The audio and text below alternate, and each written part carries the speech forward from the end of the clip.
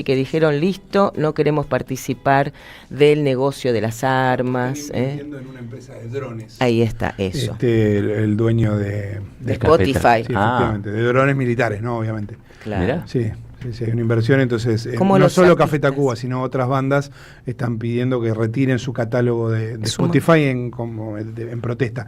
Ya ha pasado en otros momentos, Neil Young lo había hecho, el canadiense, lo que sucede es que después, claro, quedas marginado. De O sea, la- de la- vos claro. decís que todavía quedan algunos rockeros pacifistas. Sí, algunos militantes. Sí, algunos, no son un montón, pero algunos quedan. Bueno, 17 minutos pasaron de las 9 de la mañana. Quiero presentar a nuestro invitado. Se trata de Jorge Bernetti, licenciado en Ciencias Políticas en la UNAM, México, doctor en Comunicación de la Universidad Nacional de La Plata, profesor emérito de la Universidad Nacional de La Plata, ejerció el periodismo en Argentina y México, exiliado en este último país, coordinó la página editorial del diario El Universal y fue jefe de informaciones de la Coordinación de Comunicación Social de la Presidencia de México. De regreso a la Argentina, fue profesor titular de la Historia del Periodismo y de las Comunicaciones en Argentina y de Diseño de la Información Periodística en la Facultad de Ciencias Sociales de la UBA, y también director de la Maestría en Periodismo de la Facultad de la UNLP, he conocido mucha gente que ha hecho esa maestría, le ha dado a muchos periodistas la posibilidad de hacer una licenciatura. Debería, de algún modo, eso ser reconocido permanentemente, porque creo que es una muy grata oportunidad que se le da a los periodistas para completar su formación. Fue jefe de prensa en la gira electoral de Héctor Cámpora y director de Comunicación Social del Ministerio de Defensa. Además ejerció la dirección de la Escuela Superior de Periodismo y Comunicación Social de la UNLP, fue secretario de Cultura y Extensión Universitaria de la Facultad de Ciencias Sociales de la UBA entre el 96 y el 98 y me quedé sin oxígeno. Jorge Bernetti, gracias por estar acá. No, por favor, gracias a ustedes por invitarme. Estaba leyendo lo que es la solapa del libro Historia de la Defensa Nacional, la presidencia de Néstor Kirchner. Es una obra en muchísimos tomos. ¿Cuánto? ¿13? 13 tomos, sí. 13 tomos. Pero bueno, aquí tenemos una en papel, lo estamos mostrando allí, ese mismo, que va de la batalla de Caseros hasta el presente. Exactamente, de la batalla de Caseros hasta la finalización del gobierno de Néstor Kirchner. Y te quiero hacer una pregunta un poco con anclaje en la actualidad, digamos, ¿no? La defensa nacional. Entiendo yo, se debe estar reconfigurando, se reconfigura permanentemente en función de los cambios que se dan en el mundo o en la región. Si hoy tuvieses que pensar en términos de defensa nacional frente a lo que sería esta nueva fase que inaugura Donald Trump de intervencionismo, primera incursión armada en Sudamérica, ¿se reconfigura también allí la defensa nacional, el concepto de defensa nacional? La defensa nacional anda muy, muy mal. Ubicándose en el nivel de la política del gobierno nacional, que no tiene en realidad una política de defensa. Ahora han intentado un gambito extraño, que es nombrar a un militar en actividad, Sí. que no pasa a retiro, sino a la situación de disponibilidad, que es un estado militar que permite que un oficial o un suboficial esté en actividad durante un año sin destino. Bueno, este absurdo que coloca además al que era hasta hace muy poco jefe del ejército, subraya una política que es muy grave, que se ha producido en estos 2 años, porque va a parecer un poco petardista al revés lo que debía decir ahora, pero lo que le está pasando a las Fuerzas Armadas es lo que le está pasando a la universidad, porque la definanciación o de financiamiento del presupuesto militar es de tal nivel que, más allá de este petardeo con los F-16, los salarios militares están bajísimos, están por debajo de las fuerzas de seguridad, porque la prioridad de este gobierno es darle aire a las fuerzas de seguridad, que son las que son aptas para efectuar la primera represión contra movilizaciones populares. Y también está en una situación desastrosa el Instituto de Obra Social de las Fuerzas Armadas, el IOFBA, que reúne las antiguas obras sociales de las 3 fuerzas, que tiene una deuda calamitosa, porque les redujeron drásticamente el presupuesto, y era un instituto que fue entregado con un ligero superávit por el gobierno de Alberto Fernández. Entonces estamos en esa situación muy grave digamos, desde el punto de vista presupuestario, pero sobre todo es una situación muy grave respecto a la orientación de la defensa nacional. Las manifestaciones del gobierno, de diversos personajes del gobierno sobre el tema Malvinas y todo el Atlántico Sur y Antártida, y la subordinación, bueno, ¿cómo llamarla? Ya será calificado tan notablemente. La subordinación abyecta a la política del gobierno de Estados Unidos han, digamos, desarmado conceptualmente la orientación de la defensa nacional. Así que en eso estamos al nivel en que se está en la política económica y en la orientación de la diplomacia argentina, que parece haberse cancelado en estos días. Hay algo, recién comentábamos que Scott Bessent es el que hace los anuncios económicos, ¿no? En un grado de colonialidad pocas veces visto, o por lo menos no en los últimos años, que creo que tuvimos alguna amplitud en materia o ensanchamiento, digamos, de decisiones soberanas, al menos desde la presencia de Néstor para acá, ¿no? Vos me dirás si es así, pero digo, es lo que yo interpreto. Ahora, en materia de defensa, ¿nuestras Fuerzas Armadas hoy dependen del Comando Sur, del Pentágono, o todavía eso no sucede o no tienen un rol asignado? Bueno, creo que todavía estamos en una situación de transformación. No hay, me parece, no se podría probar una subordinación directa a estas instituciones que mencionaste, pero la desorientación planteada, el desarme doctrinario por encima de la directiva que se dejó al terminar el gobierno anterior, la directiva de política de defensa nacional, que es, de acuerdo a la ley de defensa, la que debe fijar el rumbo de esta política, ha dejado sin rumbo al funcionamiento de las Fuerzas Armadas, comprometiéndolas cada vez más a través de empujoncitos jurídicos y políticos para que colabore en las tareas de represión interna, como si tuviera que comprometerse la estructura militar para detener el tráfico de estupefacientes, cuando en realidad aquí se trata de una gran tarea de inteligencia que debe comenzar por los temas financieros, por los depósitos bancarios y por las acciones que están frente al público, que es el transporte por el río Paraná a través de numerosos actos de contrabando de enormes cantidades de drogas. Entonces se quiere llevar a las Fuerzas Armadas a hacer una acción para la que no está preparada ni política ni jurídicamente, y que trató de ser reordenada desde hace 40 años con la caída de la dictadura.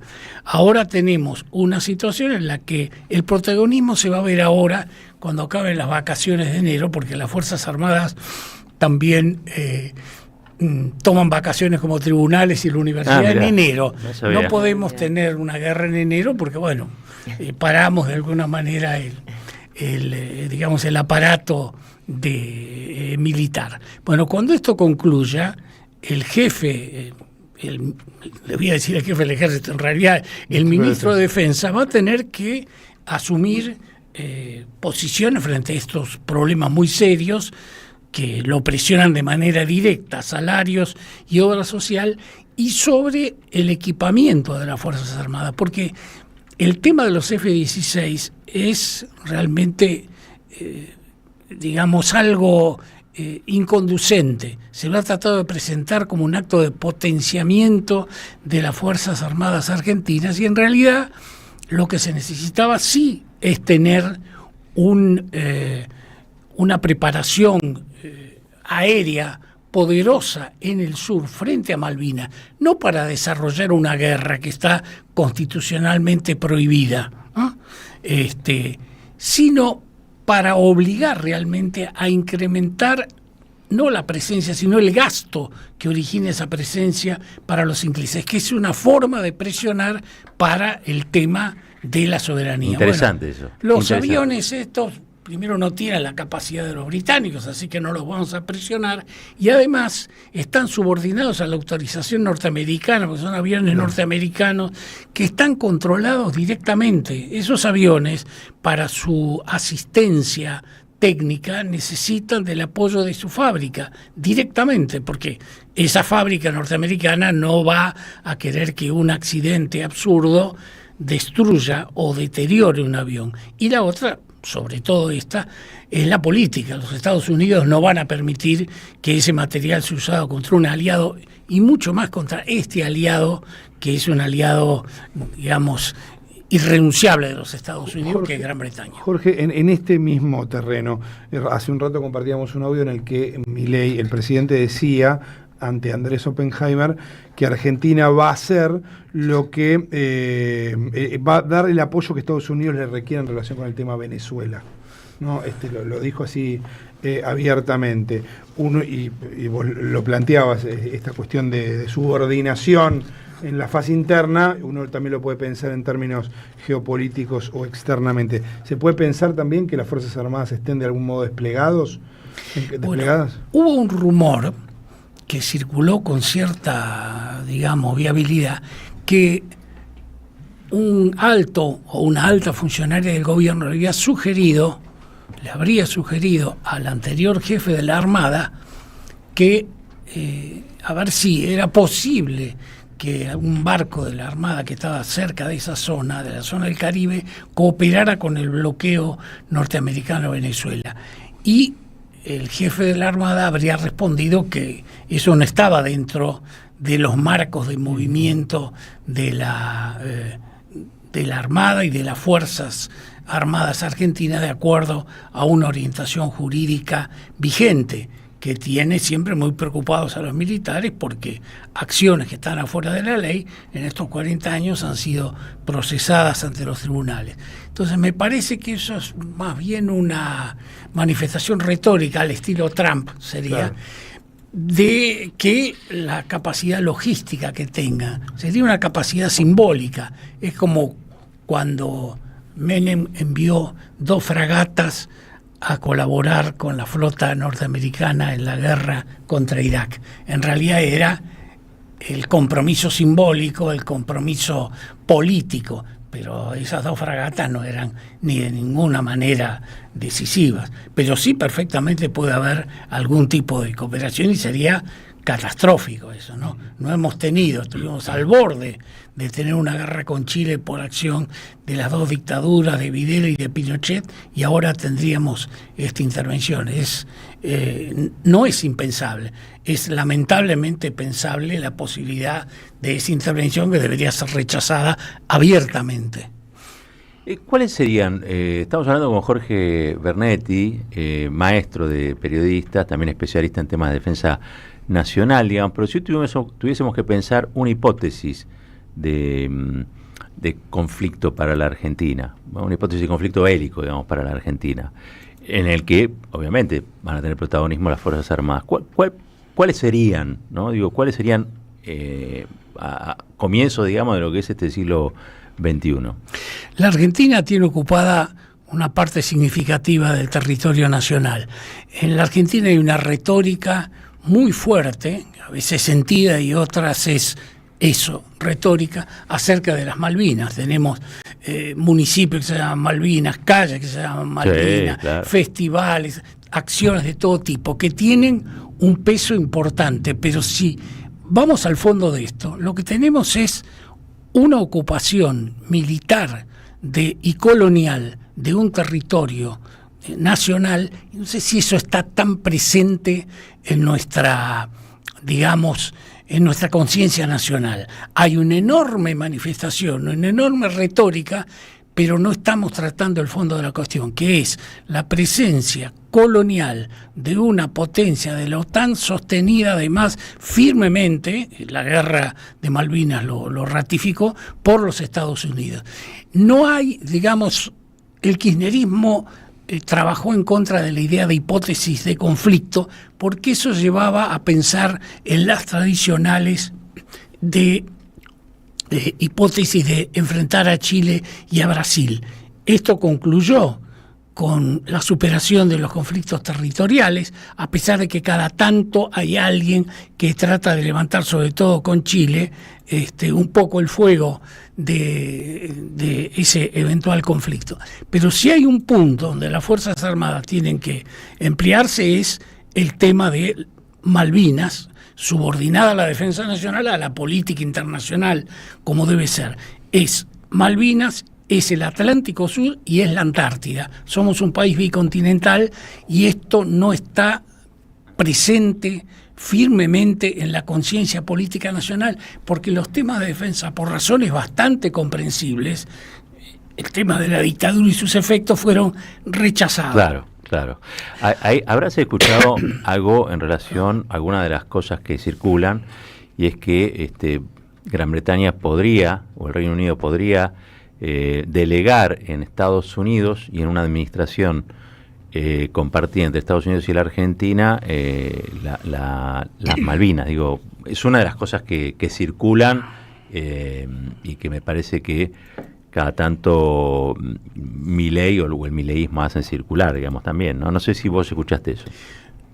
Yo escuché eso, pero es que es un disparate, y como es un disparate, es probablemente algo cercano a lo real en esta época. Entonces, es posible que hasta ese grado siniestro de adaptabilidad que hay en nuestro país, mayoritariamente, termine en una parte de la sociedad diciendo que es una forma astuta de recuperar la soberanía nacional.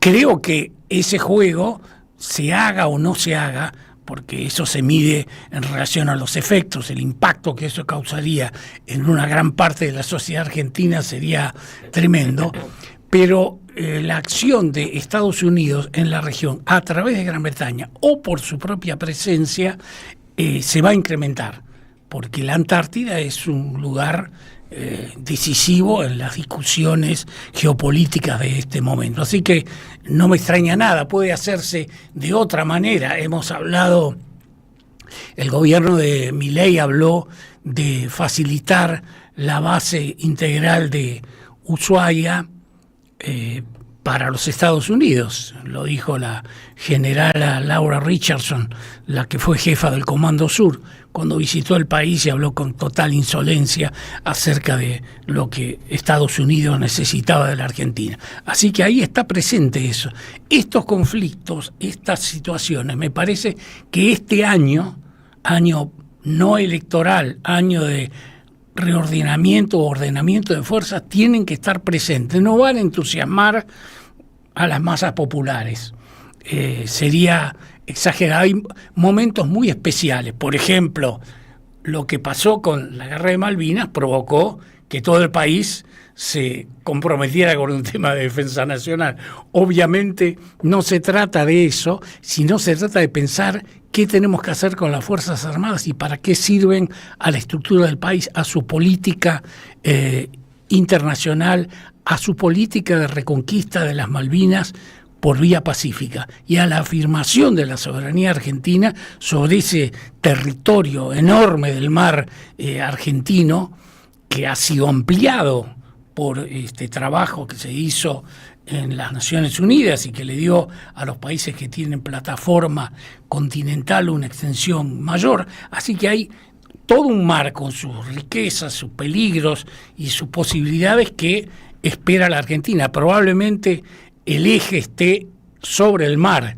Esto originaría a veces una disputa en las Fuerzas Armadas. Por eso el gobierno kirchnerista enfatizó tanto el trabajo conjunto de las fuerzas, la conjuntesis, se permite el barbarismo.